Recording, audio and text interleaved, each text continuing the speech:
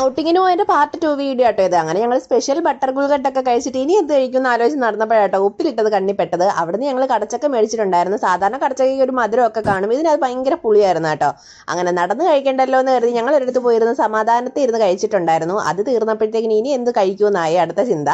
അപ്പോഴാണ് ബജ്ജിക്കട കണ്ടത്. മുട്ട ബജ്ജിയും മുളക് ബജ്ജിയും കോൺഫ്ലോർ വറുത്തതും എല്ലാം ഉണ്ടായിരുന്നു കേട്ടോ. ഏതെടുക്കണമെന്നുള്ള കൺഫ്യൂഷനും ഉണ്ടായിരുന്നു. ഞങ്ങൾ അങ്ങനെ മുളക് ബജ്ജിയും കോൺഫ്ലോർ വറുത്തതും കേട്ടോ വാങ്ങിച്ചിട്ടുണ്ടായിരുന്നു. സത്യം പറഞ്ഞ ഒരു വായിക്ക് കൊള്ളത്തില്ലായിരുന്നു, രണ്ടും തണുത്ത് മരവിച്ചിരുന്ന അവസ്ഥയായിരുന്നു കേട്ടോ. മുളക് ബജ്ജി ആണെങ്കിൽ വായിൽ വെച്ച് കൂട്ടാൻ കൊള്ളത്തില്ലായിരുന്നു, കോൺഫ്ലോർ പിന്നെയും വലിയ കുഴപ്പമില്ലായിരുന്നു തണുത്തെങ്കിലും. അങ്ങനെ ഞങ്ങൾ കൂടുതലും കഴിച്ചത് കോൺഫ്ലോർ ആട്ടോ. മുളക് ബജ്ജി കഷ്ടപ്പെട്ട് കഴിച്ചു. പോകുന്ന വഴിക്കത് ഒരു മാമ ലൗച്ചിനും ഒക്കെ കുത്തി വെക്കുന്നുണ്ട് കേട്ടോ. അതൊക്കെ കണ്ടിട്ട് ഞങ്ങൾ നേരെ പോയത് ഐസ്ക്രീം കഴിക്കാനായിരുന്നു. ഞാനൊരു ഐസ്ക്രീം വാങ്ങിച്ചിട്ടുണ്ടായിരുന്നു. അത് കഴിക്കാൻ കഷ്ടപ്പെട്ട പാട് എനിക്ക് അറിയത്തുള്ളൂ. കാറ്റ് കാരണം മൊത്തം ഒലിച്ചു പോകുന്നുണ്ടായിരുന്നു. എന്റെ കഷ്ടപ്പാട് കണ്ടിട്ട് ആ മാമൻ തന്നെ എനിക്ക് ടിഷ്യൂ പേപ്പർ കൊണ്ടുവന്നിട്ടുണ്ടായിരുന്നു കേട്ടോ. ഇത് എങ്ങനെങ്കിലും കഴിച്ച് തീർത്താൽ മതി എന്ന അവസ്ഥയായി പോയി. പിന്നെ എനിക്ക് മോളൂട്ടിക്ക് ചോക്ലേറ്റ് ഐസ്ക്രീം വാങ്ങാൻ ഞങ്ങൾ ഒത്തിരി എടുത്ത് പോയിട്ടുണ്ടായിരുന്നു കേട്ടോ. പക്ഷെ കിട്ടാത്തതുകൊണ്ട് പിന്നെ നമ്മൾ കഴിച്ചില്ല. അപ്പൊ അടുത്ത പാർട്ടുമായിട്ട് പിന്നെ കാണാം. ടാറ്റാ.